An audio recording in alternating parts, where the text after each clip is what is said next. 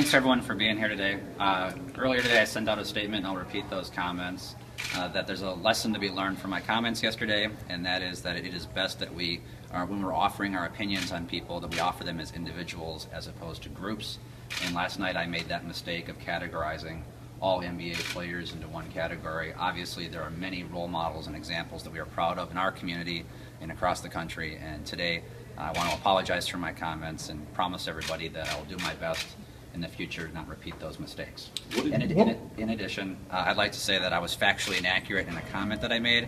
I was under the mistaken impression that the National Basketball Association did not test for marijuana. In fact, that is false. That is a drug policy violation and something that's clearly stated in their collective bargaining agreement.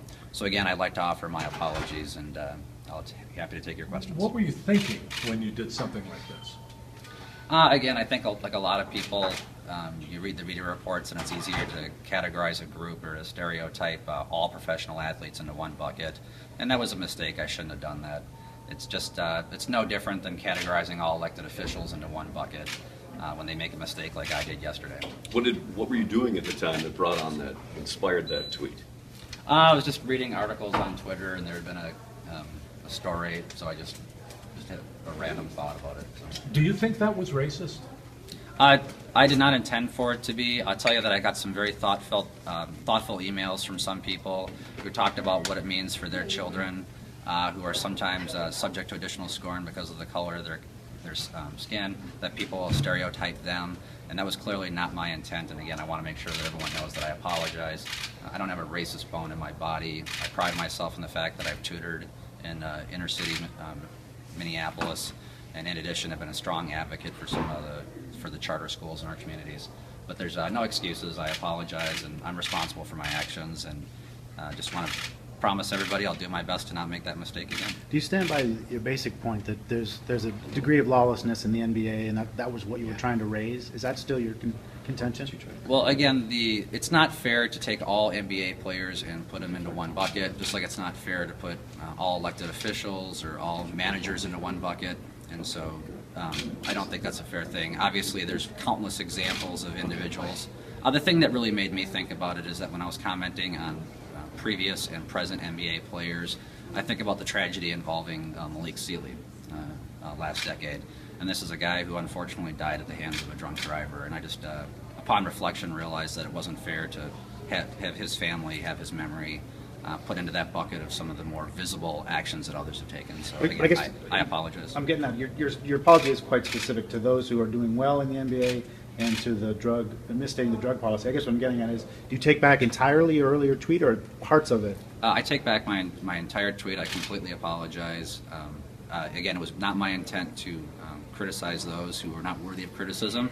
If I felt the need to comment on this issue, it would have been more appropriate to focus on the individual actions of the specific individuals. Representative, what do you say to the folks who, whether they're on national media or local media, saying that this just had racist undertones all the way through?